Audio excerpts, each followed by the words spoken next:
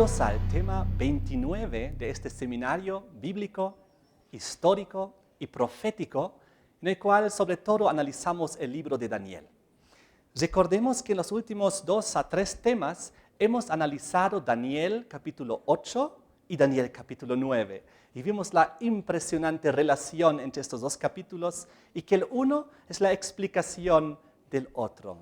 Vimos esta impresionante profecía de Daniel 8, 14, donde la palabra del Señor decía, y dijo, hasta 2300 tardes y mañanas, luego el santuario será purificado.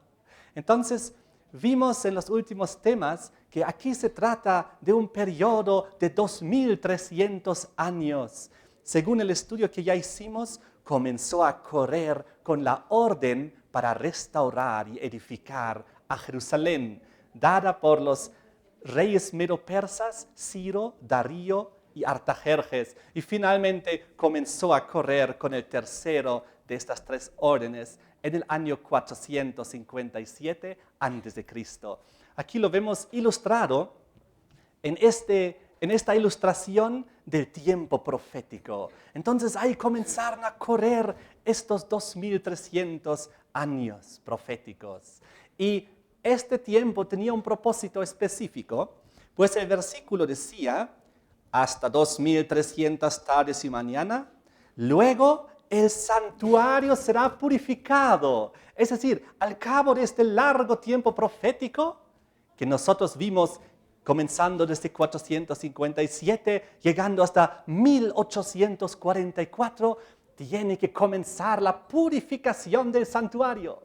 Entonces nosotros vimos en el tema anterior y en el otro anterior también que el santuario tenía que ser purificado de solamente una cosa, del pecado, de la transgresión, de la rebelión, de nuestras injusticias.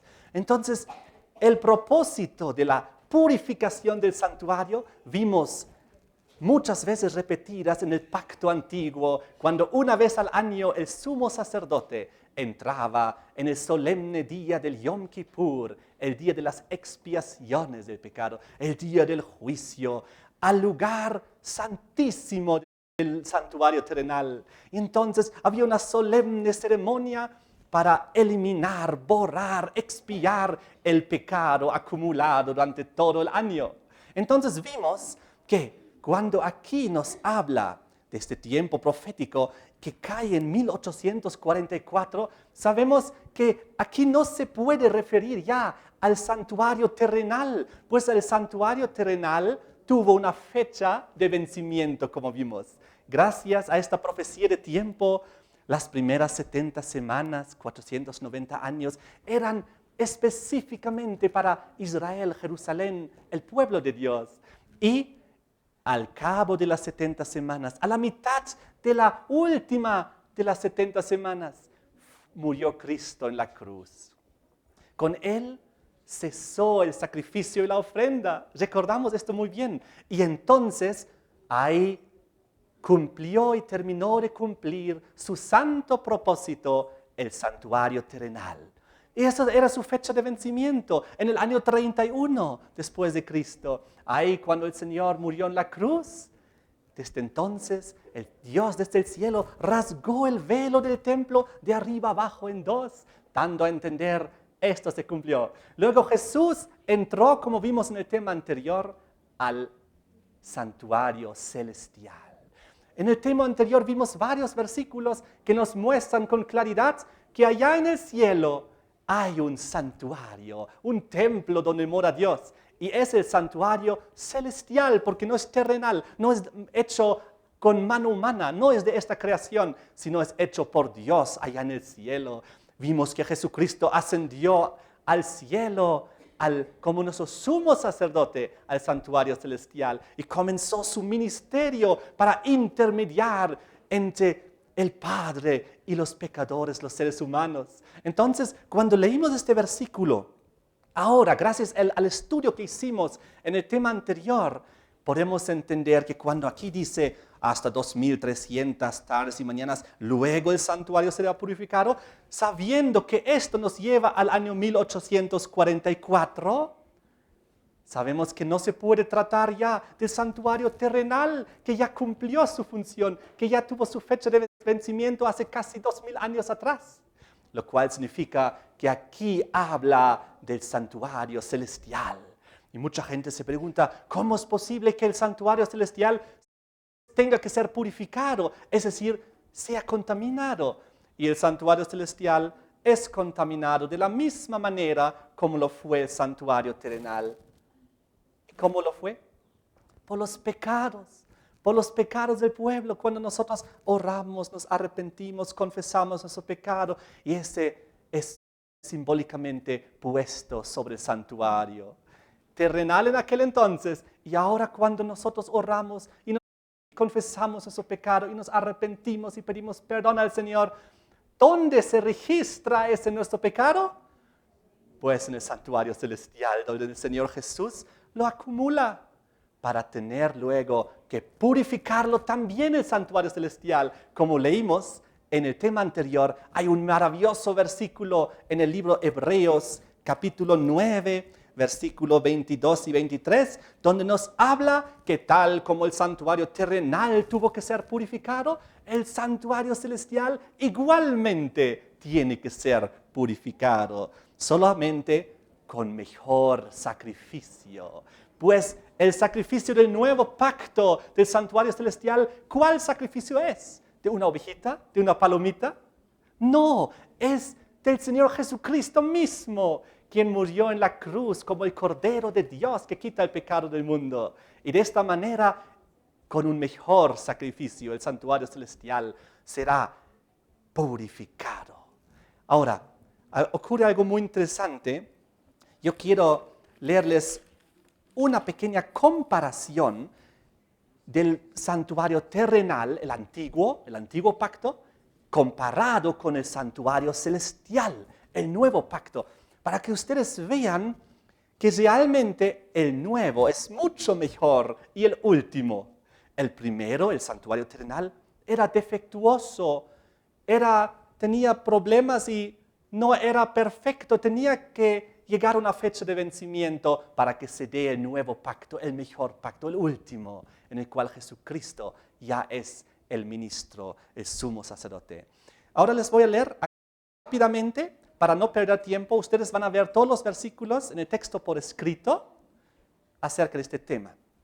Ahora, el pacto antiguo, el santuario terrenal, era defectuoso, viejo, próximo a desaparecer, pues era un santuario terrenal con sus ordenanzas de culto. Mientras que el libro de Hebreos nos dice que el segundo pacto es nuevo, mejor, con una mejor esperanza, con un mejor ministerio, con mejores promesas, y es el último. Muy bien, todo lo que les estoy diciendo es resumiendo varios versículos del libro de Hebreos que van a estar en el texto por escrito. El pacto antiguo, vamos a seguir analizando, tenía las tablas de la ley en el arca del pacto, en el lugar santísimo del santuario terrenal. Y ahora, en el santuario celestial, ¿qué pasa en él?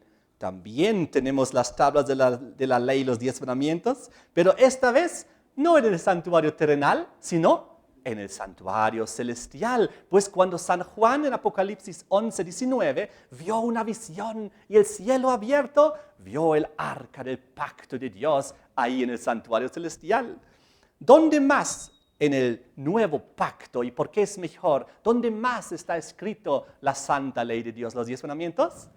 La Biblia nos dice, ya no solamente en tablas de piedra, ahora escritas en el corazón y en la mente del ser humano. Pues Dios quiere que su ley, su voluntad, el reflejo de su carácter llegue a ser carne en nuestras vidas. Y nosotros reflejemos nuevamente los mandamientos de Dios, su voluntad.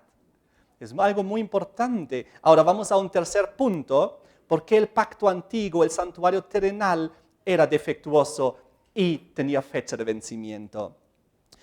Pues la Biblia nos dice en Hebreos también que los sacerdotes cumplían su función sin juramento. Ahora, cuando analizamos en Hebreos 7:21, Jesús sí cumple su función como sumo sacerdote con juramento de Dios. Ahora vamos a otro ejemplo, un cuarto ejemplo. En el santuario terrenal, en el pacto antiguo, había cientos y miles de sacerdotes porque ellos murieron, Hebreos 7:23. Pero ¿qué pasa en el nuevo pacto? En el nuevo pacto, Hebreos 7:24-25, Jesús no muere y por lo tanto tiene un sacerdocio inmutable a comparación del santuario terrenal. Vamos a ver un quinto ejemplo por qué el pacto antiguo, el santuario terrenal, tuvo que desaparecer. Había muchos sacerdotes y ellos tenían que sacrificar primero un sacrificio por su propio pecado, muy importante, porque ellos también eran pecadores. Los sacerdotes y el sumo sacerdote también eran pecadores y antes de comenzar a intermediar entre Dios y el pueblo, tenían que sacrificar una ovejita por su propio pecado. Les pregunto, en el nuevo pacto donde Jesucristo es el sacerdote, el sumo sacerdote, ¿cuál es la diferencia? Les voy a leer. Jesús no tiene necesidad de ofrecer algo. ¿Por qué? Porque Jesús es un sumo sacerdote santo, inocente, puro, sin pecado. Por eso es un mejor pacto, uno nuevo, uno mejor, ya no defectuoso como el primero. Vamos al siguiente ejemplo. En la antigüedad vimos, todo sumo sacerdote tenía que presentar sacrificios y ofrendas. Y efectivamente, Jesús también en el nuevo pacto algo tiene que ofrendar o sacrificar. Pero ¿saben cuál fue? Su propia vida a sí mismo. Por lo tanto, era una mejor ofrenda, un mejor sacrificio que todos aquellos símbolos, sombras, tipos, representaciones del pacto antiguo. Vamos a ver unos dos detalles más. Sucede que en el pacto antiguo, ¿qué sangre se derramaba? Se derramaba sangre, Hebreos 9, 12 y 13, de machos cabríos, becerros, toros, otros animales limpios. Pero en el pacto nuevo hay un mucho mejor sacrificio. Pues en el pacto nuevo la sangre que ha sido derramada es la de Jesucristo, el Cordero de Dios, que quita el pecado del mundo, un perfecto sacrificio. Ahora, en el pacto antiguo, ¿cuántos sacrificios hubo? Había cientos, miles, decenas de miles, quizás cientos de miles, no lo sabemos. Pero en el pacto nuevo, ¿cuántos sacrificios hay? Uno. Pues ¿cuántas veces murió Cristo por nosotros en la cruz? Una vez. Y el libro de Hebreos es claro, en varios pasajes dice, una vez por siempre fue sacrificado. Un perfecto sacrificio, con una sangre que sí puede quitar el pecado en comparación a la sangre de las ovejitas, de las palomitas, de los animales limpios que fueron sacrificados en el pacto antiguo. ¿Qué dice la Biblia en Hebreos 10, 4 y 11? Que ellos no pueden quitar el pecado, ni limpiar nuestra conciencia. Pero la sangre de Jesucristo sí, Hebreos 9, 26, sí quita el pecado. Muy bien, viendo todas estas razones, entendemos por qué el pacto antiguo, el santuario terrenal, tuvo que ser reemplazado por el santuario celestial, por un mejor pacto, por un pacto nuevo. Ahora, sucede que cuando Jesús murió en la cruz, algo fue clavado en la cruz. Aquí vemos los 10 mandamientos de la ley de Dios. Aquí vemos el arca del pacto en lugar santísimo. Pero yo les quiero explicar qué es lo que fue clavado en la cruz. Vengan conmigo a Colosenses, capítulo 2. Hay un versículo aquí muy importante que mucha gente, muchos hermanos en otras iglesias leen y no lo entienden y lo malinterpretan. Vamos a leerlo juntos. Colosenses 2, del 14 al 17. Aquí nos habla y dice, anulando el acta de los decretos que había contra nosotros, que nos era contrario, quitándola de en medio y clavándola en la cruz. ¿Qué era este acta de decretos que había contra nosotros, que nos era contrario, que tuvo que ser quitado y clavado en la cruz? Ahora, sigamos leyendo los siguientes versículos, 16 y 17. Por tanto, nadie os juzgue en comida, en bebida, o en cuanto a días de fiesta, luna nueva, o días de reposo, todo lo cual es sombra de lo que ha de venir, pero el cuerpo es de Cristo. Ahora, aquí nos habla de que algo efectivamente fue clavado en la cruz. Les quiero preguntar, ¿ustedes recuerdan que ya hemos estudiado en Daniel 9 de que algo cesó en la cruz? ¿Qué cesó en la cruz? Los sacrificios y las ofrendas. Y el pacto antiguo, como acabamos de ver, fue viejo, llegó a su fecha de vencimiento y el velo fue rasgado desde arriba hacia abajo, dando cumplimiento, iniciando el nuevo pacto mejor celestial. Ahora, lo que fue clavado en la cruz eran todas las ceremonias del pacto antiguo, porque se cumplieron, porque ya no eran necesarios. La forma como tiene que vestirse el sacerdote, la forma como tiene que vestirse el sumo sacerdote, las diferentes fiestas hebreas en relación a los diferentes acontecimientos religiosos durante el año, los diferentes sacrificios de las palomitas, las ovejitas, los toros, los machos cabríos, los carneros, cómo tiene que ser esparcida la sangre en el lugar santo, en el lugar santísimo, en qué día el sumo sacerdote tiene que entrar al lugar santísimo, en qué día en el lugar santo, qué es lo que tiene que poner los panes de la proposición y encender las lámparas y meter el aceite, etcétera, etcétera. Tantas leyes acerca de las ceremonias que eran parte del pacto antiguo, qué ofrendas había que traer al sacerdote, qué ofrendas había que traer para qué cosa en el lugar santo. Era muy interesante, pero todo eso llegó a su santo cumplimiento en la cruz y fue puesto en la cruz. Es por eso que Colosenses 2, versículo 17 dice, todo lo cual es, ¿qué cosa? Sombra de lo que ha de venir. Todo el pacto antiguo, el sacerdocio terrenal antes de Cristo, era una sombra de lo que había de venir del santuario celestial, de la realidad divina en el cielo. Muy importante. Ahora vamos a leer unos versículos para profundizar esto. Antes de ver el versículo que vamos a leer en Deuteronomio 31, quiero que leamos nuevamente este inicio de Colosenses 2:14, anulando el acta de los decretos que había contra nosotros, que nos era contrario. Muy bien. Vengan conmigo a Deuteronomio 31,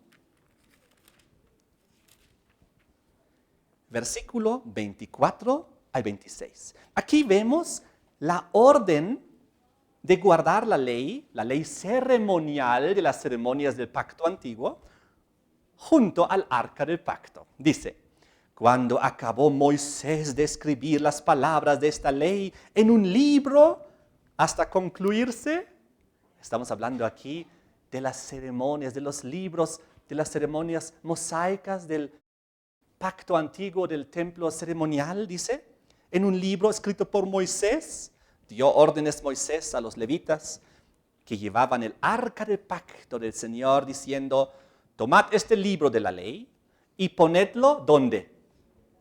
Al lado del arca del pacto del Señor vuestro Dios, y esté ahí por testigo, ¿qué dice ahora? Contra ti. Oh, qué interesante. Este libro de la ley fue puesto al lado del arca del pacto, fue escrito por Moisés, incluye las ordenanzas y las leyes ceremoniales del pacto antiguo y estaba ahí como testigo contra ti. Ahora, Colosenses 2, versículo 14, anulando el acta de los decretos, no estamos hablando de la tabla de los 10 mandamientos de piedra, sino del acta de los decretos que había contra nosotros, que nos era contrario, quitándolo de en medio y clavándolo en la cruz. Lo que fue clavado en la cruz no fueron los 10 mandamientos que se encuentran dentro del arca del pacto, sino la ley ceremonial escrita por Moisés en un libro que fue puesto al lado, fuera del arca del pacto. Eso es lo que fue clavado en la cruz. Y es lógico, porque todas las ceremonias, todas las ordenanzas del santuario terrenal, del sacerdocio antiguo, de los sacrificios, de las ofrendas, etc., llegó a su santo cumplimiento y fue clavado ahí con Cristo en la cruz.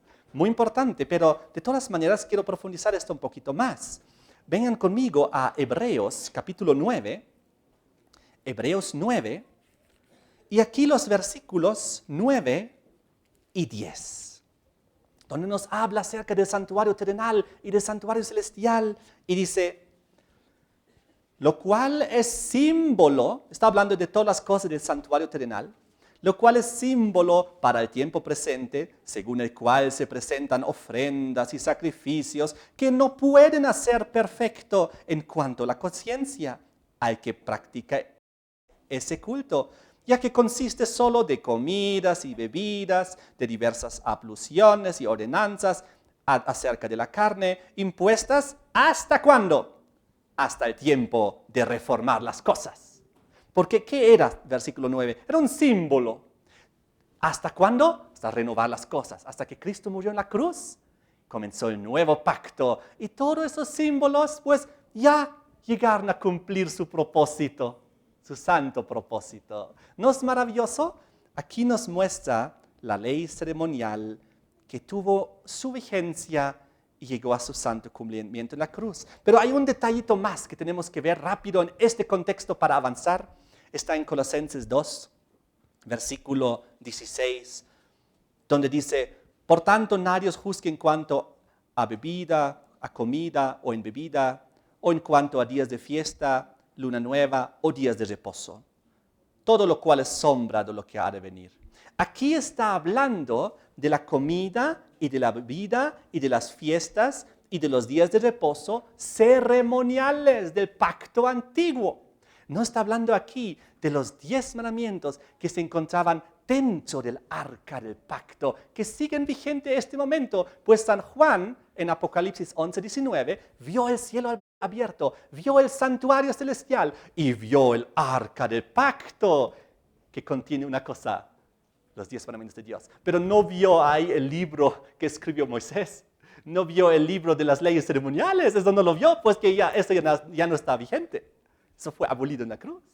Pero el arca del pacto, con el propiciatorio, con los 2 querubines que representan el interés de los ángeles para ver cómo Dios juzga, para ver si Dios es misericordioso, para ver cómo Dios juzga en relación a lo que contiene el arca del pacto, que son los 10 mandamientos. Eso sigue en vigencia allá en el cielo. Pero entonces, ¿a qué días de reposo se refiere aquí los que fueron abolidos?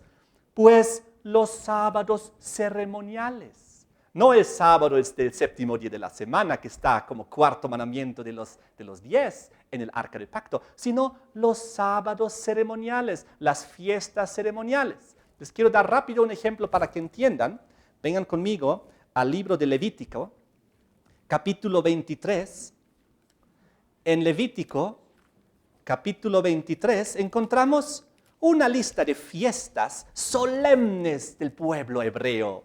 Y estas fiestas solemnes caían en diferentes días, pero fueron guardados como si fuesen un sábado del 7º día, es decir, de la tabla de los 10 mandamientos. Ese tipo de importancia Dios dio a esos días feriados, esas fiestas ceremoniales que podían caer en cualquier día. Podían caer un lunes, un jueves, un miércoles.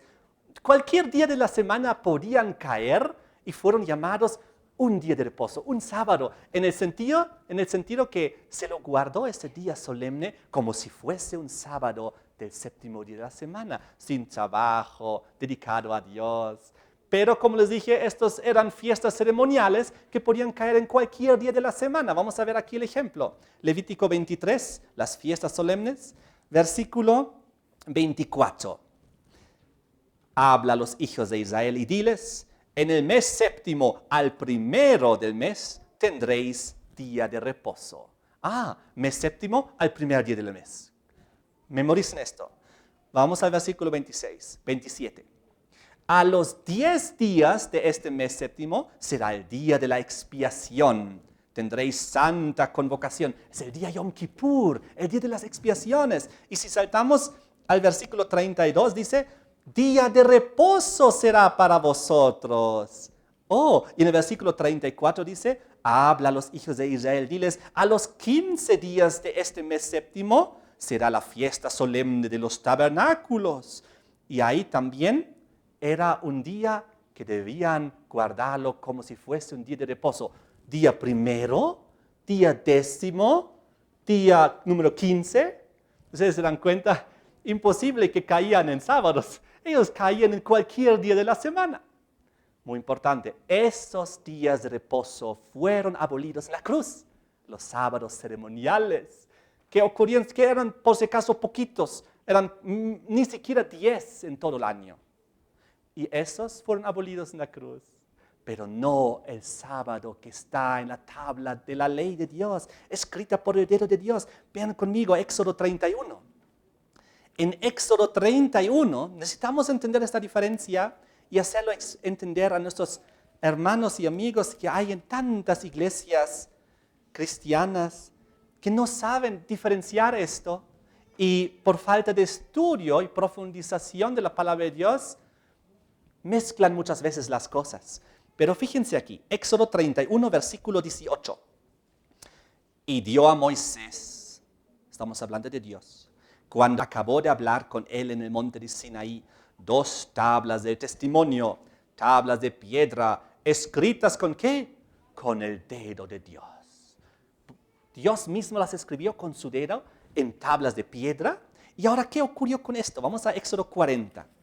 Éxodo 40, versículo 20, donde dice, y tomó el testimonio y lo puso dentro del arca y colocó las varas en el arca y encima el propiciatorio sobre el arca, tal como lo vemos aquí. Y entonces lo puso en el arca, escrito por el dedo de Dios, sobre tablas de piedra. Y en Deuteronomio 5:22 nos dice una cosita más para que tengamos que entender. Deuteronomio 5:22 dice, estas palabras habló el Señor a toda vuestra congregación en el monte, de en medio del fuego, de la nube y de la oscuridad, a gran voz. Y no añadió más. Y las escribió en 2 tablas de piedra, las cuales me dio a mí. Y luego Moisés las agarró y las puso dentro del arca del pacto. Y no añadió más. ¿Por qué? Porque esos son los 10 mandamientos y nada más. Y luego lo que Moisés escribió en un libro de ordenanzas de las leyes ceremoniales mosaicas respecto a todas las ceremonias del pacto antiguo, fue escrito en un librito puesto al lado del arca del pacto y efectivamente clavado en la cruz cuando el Señor Jesús murió y cesó el sacrificio y la ofrenda y se rasgó el velo de arriba y abajo en 2. Pero el arca del pacto con los 10 mandamientos de Dios sigue vigente hasta el día de hoy y seguirá vigente por la eternidad. Pues es el reflejo del carácter de Dios, de la voluntad de Dios. Es el fundamento del gobierno de Dios que garantiza libertad, seguridad y armonía para el universo entero. Muy bien. Ahora vamos a ver lo siguiente. Jesús es representado como una oveja en la palabra de Dios. Pues como una ovejita, Él nos perdona el pecado.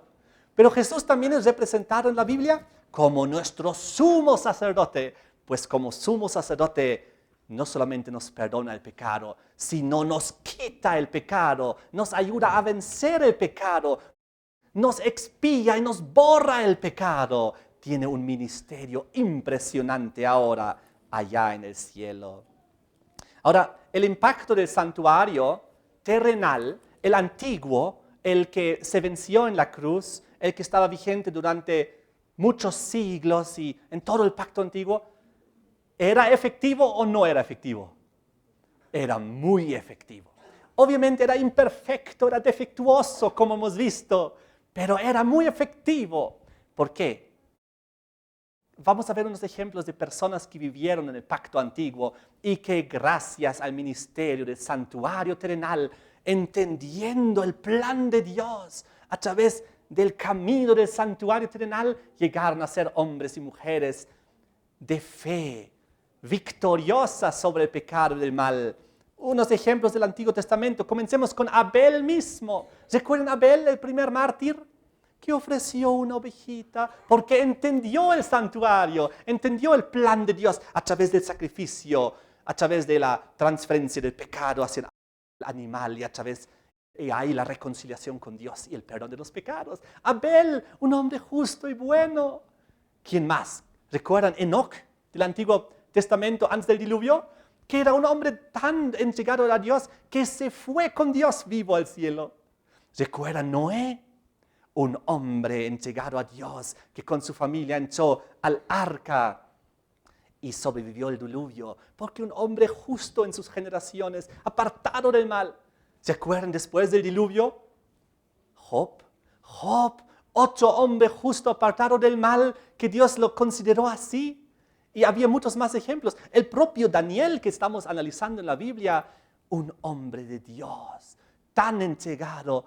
Y hay otros ejemplos más como Samuel, Juan el Bautista, y podríamos encontrar muchos más en el Antiguo Testamento, hombres de Dios que solo conocieron el santuario terrenal o el pacto antiguo a través de las ceremonias de las ovejas. Y era suficiente para alcanzar la salvación. Pero ahora, gracias a Dios, vivimos en un mejor pacto, aún más grandioso. Fíjense, 2 Timoteo 3, versículo 15, que nos habla del antiguo pacto y nos habla de los libros del Antiguo Testamento que eran suficientes para alcanzar la salvación, la reconciliación con Dios y con el prójimo y el perdón de los pecados. 2 Timoteo 3, 15, y que desde la niñez has sabido las sagradas escrituras. Por si acaso, cuando escribe esto, no había Nuevo Testamento. Estamos hablando del Antiguo Testamento. Y dice, las cuales te pueden hacer sabio para la salvación por la fe que es en Cristo Jesús.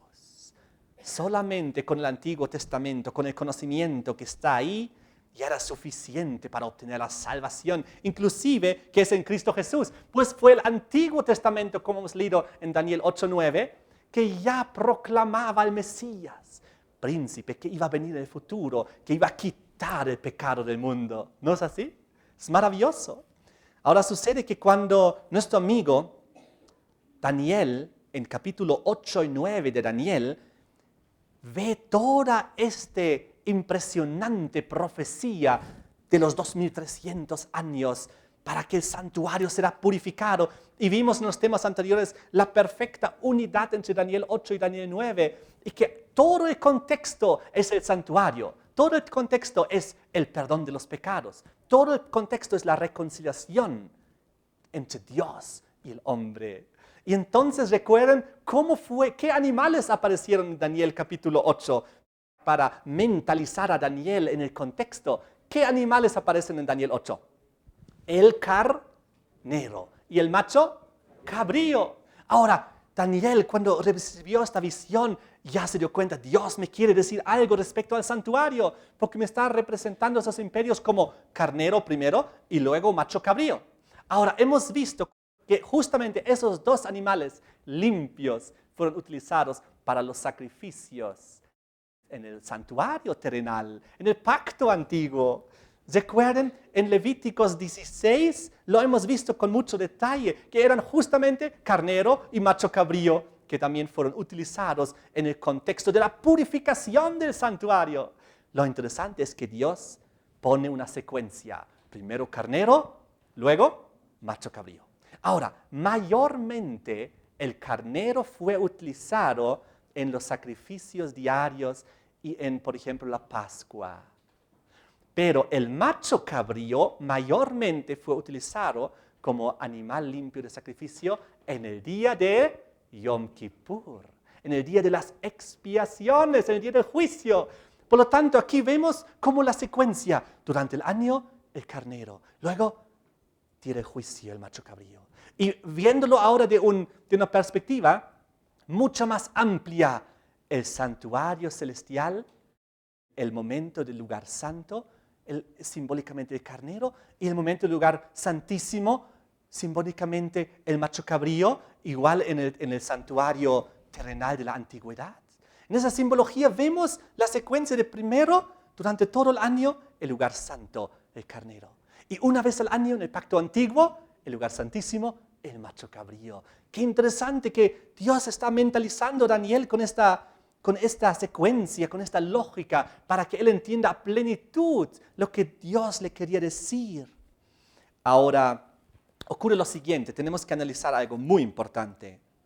Mucha gente piensa, aquí vemos el sumo sacerdote en el día Yom Kippur, con el arca del pacto, con los querubines, con el propiciatorio y con la ley de Dios ahí adentro, con la presencia de Dios se manifestó, la Shekinah, allá la presencia de Dios en el santuario terrenal. Entonces, mucha gente piensa que cuando Jesús vino y se fue al cielo, entonces ya era el juicio del mundo. Hay inclusive un versículo en la Biblia que aparenta eso. Vengan juntos conmigo a San Juan 12. Juan 12, versículo 31, donde Jesús respondió y dijo, ahora es el juicio de este mundo. Ahora el príncipe de este mundo será echado fuera. Entonces algunas personas pueden decir, pero aquí dice que en el tiempo de Jesús era el juicio de este mundo, porque Jesús dijo, ahora es el juicio de este mundo.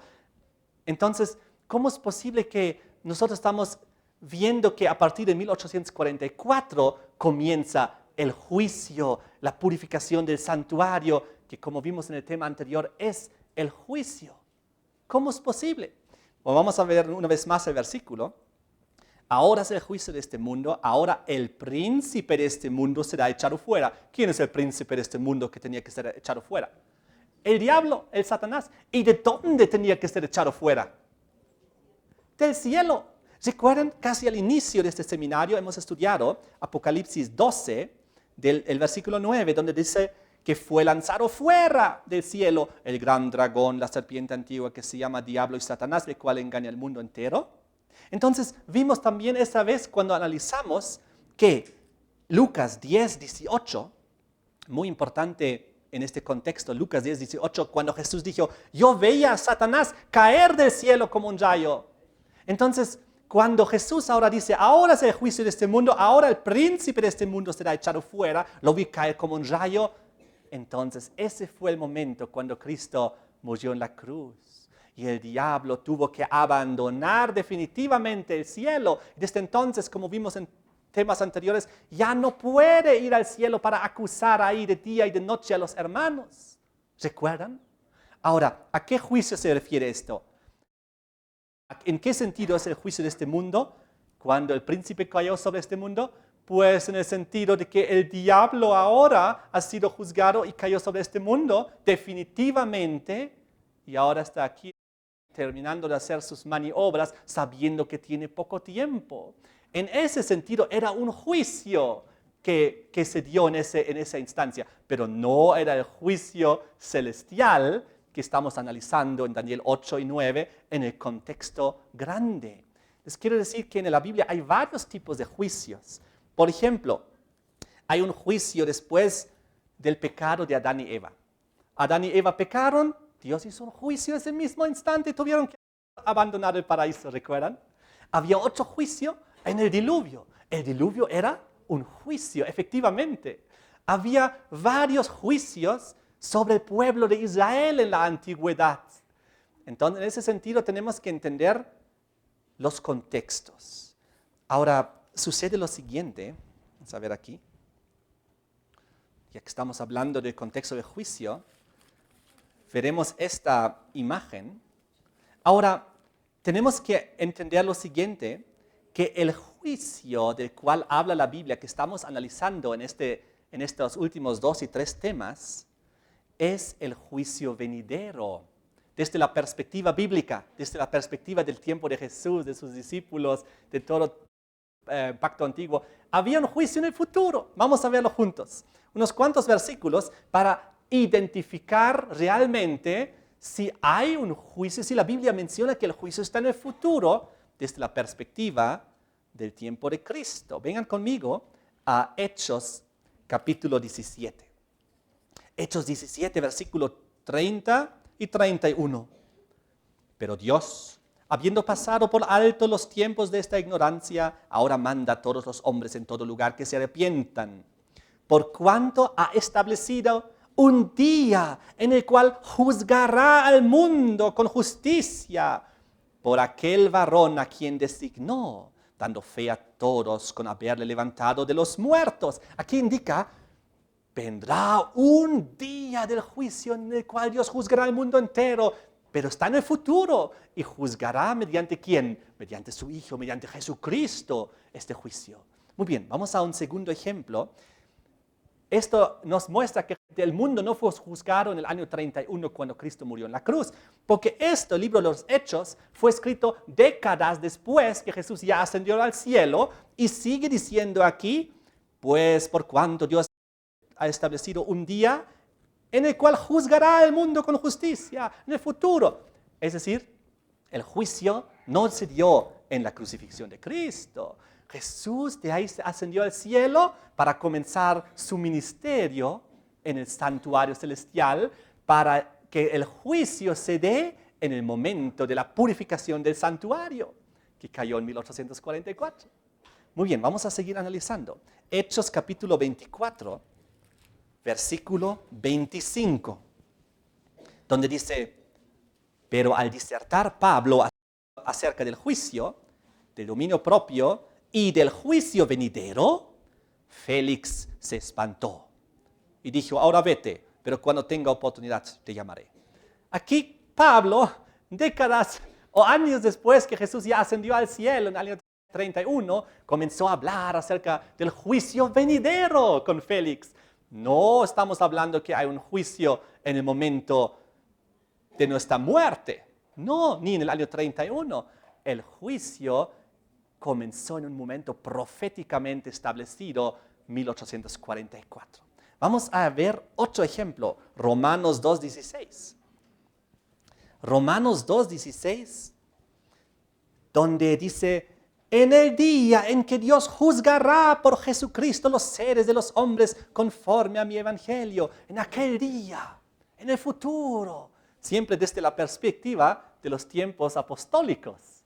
Pues desde su perspectiva el inicio del juicio estaba todavía 1800 años en el futuro.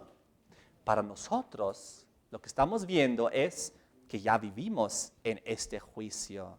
Ahora, vamos a Romanos 14, ya que estamos en Romanos, versículos 10 al 12. Pero tú, ¿por qué juzgas a tu hermano o tú? También, ¿por qué menosprecias a tu hermano? Porque todos compareceremos ante el tribunal de Cristo. Aquí indica nuevamente, en el futuro, todos compareceremos.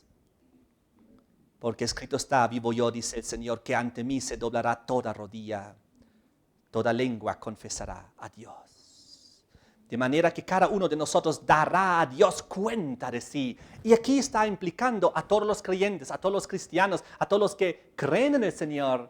Ellos también tienen que aparecer en el juicio para ver sus casos, para ver si son dignos o no.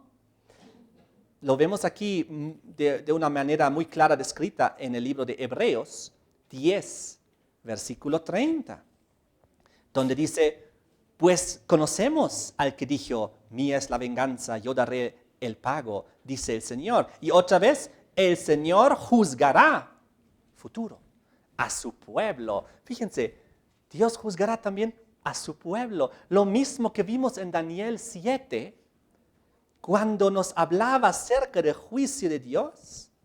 En Daniel 7, versículo 22. Hasta que vino el anciano de días, Dios. Se dio el juicio a los santos del Altísimo. Fíjense, el juicio se les da a los santos del Altísimo. Y después del juicio, ¿qué pasó? Y los santos recibieron el reino. Primero juicio, luego venida de Cristo y entrega del reino de Dios a sus hijos. Muy interesante. ¿Recuerdan que hemos estudiado esta secuencia con bastante detalle en Daniel 7? Pero ahorita la vamos a volver a repetir. En Daniel 7 hay una secuencia que se repite 3 veces. Lo hemos visto ya, pero lo vamos a rápidamente volver a mencionar. Nos habla de las 4 bestias. Recuerden los 4 imperios. Luego de los 10 cuernos, luego del cuerno pequeño, en el versículo 8 de Daniel 7. Y luego, en el versículo 9 y 10, nos habla del juicio. Dios se sienta. Y después del juicio, en el versículo 11, nos hablaba de la destrucción del cuerno pequeño y de los reinos impíos. Y eso ocurre en el retorno de Cristo, en la venida de Jesús. Así que, cuerno pequeño, juicio celestial, destrucción del cuerno pequeño y de los reinos terrenales en la venida de Cristo, y luego reino eterno de Dios. Y ahora la misma secuencia se repite en el versículo 19 al 22, donde nuevamente habla de la cuarta bestia, los 10 cuernos, el cuerno pequeño, versículo 21, y veía que este cuerno pequeño hacía guerra contra los santos y los vencía. Recuerden que según las profecías que ya hemos estudiado del tiempo profético de los 1260 años, que este cuerno pequeño tenía para perseguir a los santos de 538 a 1798, ¿recuerdan? Dice aquí, versículo 21, veía yo que este cuerno hacía guerra contra los santos y los vencía hasta que vino el anciano de días y se dio el juicio a los santos del Altísimo, aquellos que durante 1260 años fueron perseguidos. Ahora, tras ese tiempo profético, se da el juicio. Es decir, aquí nos indica después de 1798, y esto nos confirma 1844, pues fue justamente ese lapso de tiempo que se tardó para que se inicie el juicio. Y una vez más se repite esta misma secuencia en el libro de Daniel, en los versículos 23 al 27. Nuevamente nos habla de la cuarta bestia, los 10 cuernos, el cuerno pequeño. Y ahora acerca del cuerno pequeño nos da el tiempo profético exacto. Fíjense, versículo 25, hablará palabras contra el Altísimo, a los santos del Altísimo quebrantará, pensará en cambiar los tiempos de la ley, serán entregados en su mano hasta tiempo, tiempos y medio tiempo. Aquí tenemos los 1260 años, 538 a 1798. Y después dice, versículo 26, pero se sentará el juez después de 1798. ¿Y sabemos cuándo era? Ya sabemos, gracias a Daniel 8:9, en 1844, cuando se da la purificación del santuario. Y como vimos en el tema anterior, la purificación del santuario es el día del juicio. Y aquí termina el juicio, versículo 26, se sienta el juez. Le quitarán su dominio al cuerno pequeño para que sea destruido y arruinado hasta el fin. Aquí vemos después del juicio la sentencia que cae sobre este cuerno pequeño, y luego recién, versículo 27, y que el reino y el dominio y la majestad de los reinos debajo de todo el cielo sea dado al pueblo de los santos del Altísimo, cuyo reino es reino eterno. Entonces, aquí, con toda la claridad, la Biblia nos explica, cuerno pequeño hasta 1798, después de eso el juicio, ya sabemos cuándo exactamente, 1844. A partir de ahí, el juicio celestial. Luego este juicio culminará, todavía no culminado, porque el momento que culmine se dicta la sentencia, caen las plagas, el cuerno pequeño y los reinos terrenales son destruidos y Cristo retorna en gloria y majestad, representado por la piedra de Daniel 2, que viene y que desmenuza la estatua. Es decir, estamos viendo que el juicio de Dios es antes de que Jesús venga, después de 1798, para ser exacto, en 1844, tal como los Pablo y en Hechos y en Hebreo hemos leído en Romanos, el juicio venidero en el futuro está. Y ahora ya estamos viviendo en ese juicio. Ya estamos en ese juicio más de 100 años. Dios en el cielo, llevando adelante el juicio eterno. Ahora, muy interesante lo que les voy a decir a continuación. Sucede que en Daniel 7, justo donde estamos, en el versículo 9 y 10, dice lo siguiente. Estuve mirando hasta que fueron puestos tronos. Se sentó un anciano de días, Dios Padre, cuyo vestido era blanco como la nieve, el pelo de su cabeza como lana limpia, su trono llama de fuego, las ruedas del mismo fuego ardiente, un río de fuego procedía y salía delante de él, millares de millares le servían, millones de millones asistían delante de él. El juez se sentó y los libros fueron abiertos. Aquí vemos la escena como Dios Padre se sienta, los libros se abren, el juicio inicia, millones de ángeles alrededor. 3 veces menciona el fuego, porque el fuego también es sinónimo de juicio. Y ahora dice, las ruedas del trono de Dios, ¿han prestado atención en el versículo 9?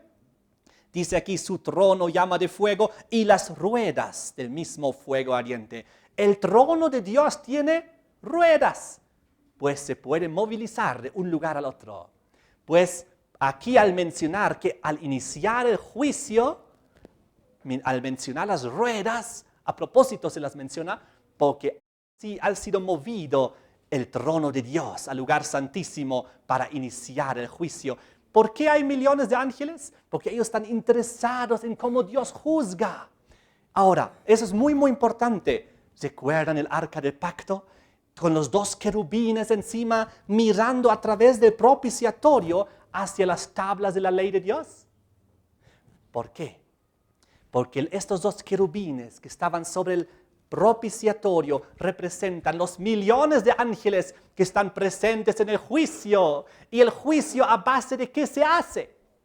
A base de alguna norma jurídica tiene que hacerse para ver quién puede y quién no puede ir al cielo. Y el libro, antes del Apocalipsis, vamos a leer juntos en Santiago 2, versículo 12, donde dice, así hablad y así haced, como los que habéis de ser juzgados por la ley de la libertad.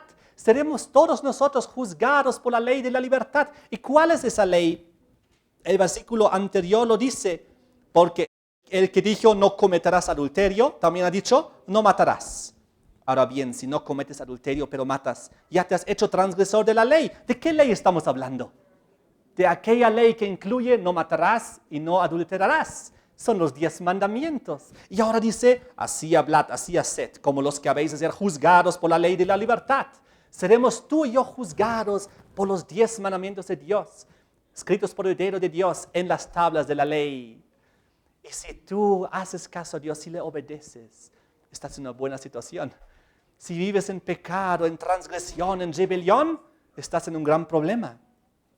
Ahora, el propiciatorio, donde estaban los 2 ángeles mirando a través del propiciatorio hacia las tablas de la ley. Porque ellos tienen un gran interés. ¿Cómo juzgará Dios al pecador? ¿Será Dios justo? ¿Será injusto?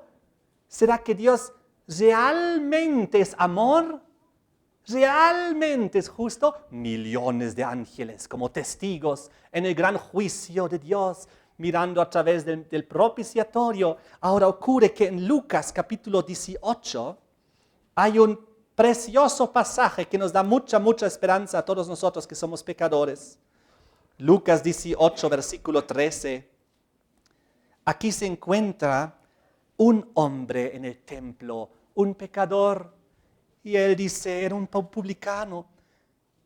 La gente sabía que había hecho cosas malas.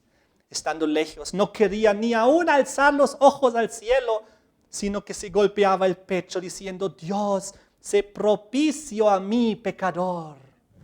Al decir yo soy pecador, dijo yo soy transgresor de la ley, de los 10 mandamientos, pues pecado es transgresión de la ley. 1 de Juan 3:4. Entonces él decía yo soy pecador, pero sé propicio a mí. ¿Qué es propicio? Sinónimos de ser propicio es ser benigno, ser benévolo, estar a favor de alguien, ser misericordioso. ¿Cómo se llamaba aquella cosa que estaba sobre el arca del pacto cubriendo los 10 mandamientos? Propiciatorio. Dios, sé propicio de mi pecador, que yo quebré tu santa ley. Pero tú sé misericordioso conmigo. Y ahora en el juicio de Dios, millones de ángeles ven cómo Dios juzga al pecador. Si es misericordioso con él, ¿cómo lo juzga? ¿Por qué tiene que haber un juicio antes de la venida de Cristo? Porque antes de la venida de Cristo, los millones de ángeles quieren saber quiénes entraremos en el cielo para estar con ellos. Oh, ellos van a cuidar también con mucha atención que no entren pecadores, para que el problema que fue sacado del cielo a la tierra, la rebelión, no retorne al cielo.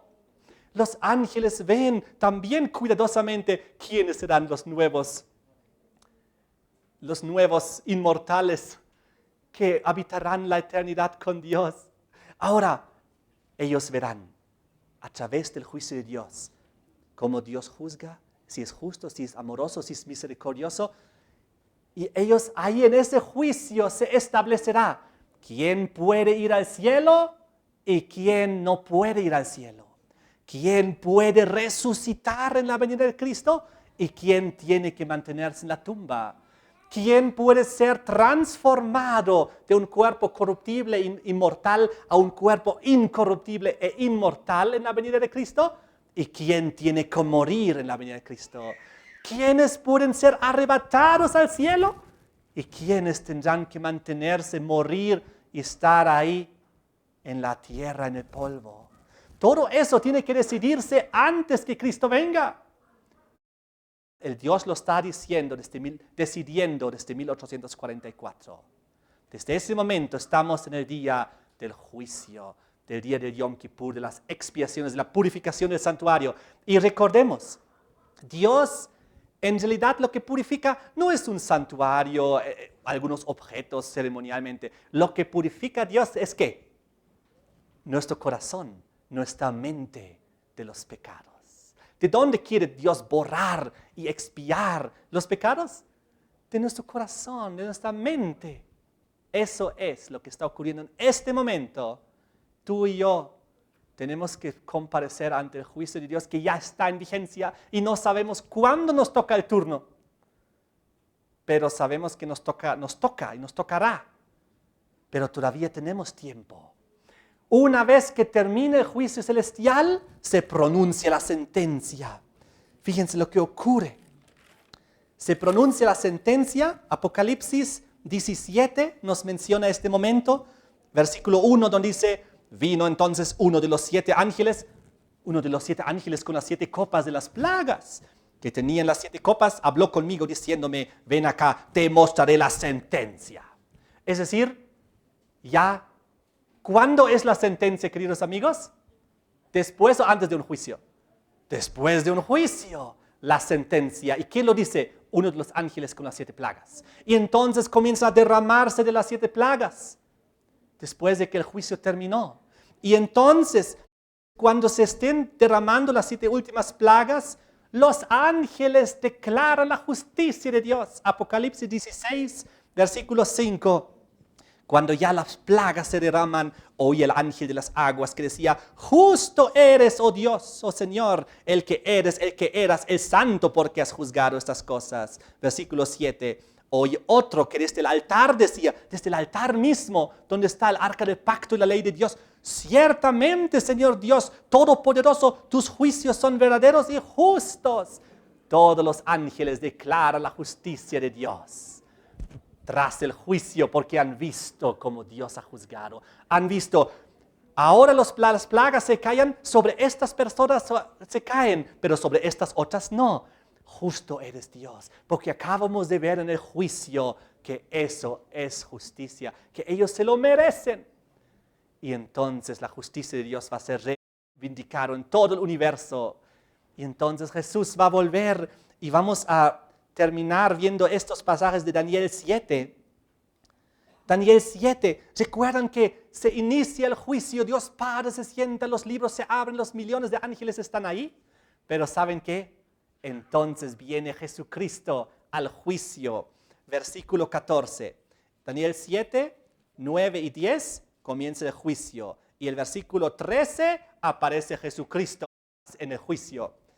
Miraba yo en la visión de la noche, y aquí con las nubes del cielo venía uno como hijo de hombre, Jesús, que vino hacia el anciano de días, Dios Padre que estaba ahí en el juicio, le hicieron acercarse delante de él.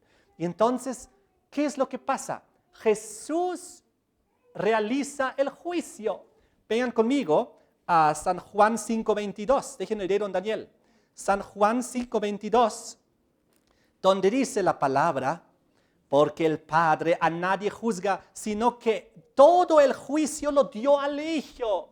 Y entonces vemos aquí en Daniel 7 la escena cuando Jesucristo se acerca a Dios Padre que se acaba de sentar y recibe la facultad para tomar el juicio en sus manos.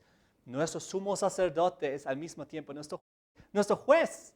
Ahora, esto es muy interesante, pues Jesús es justo.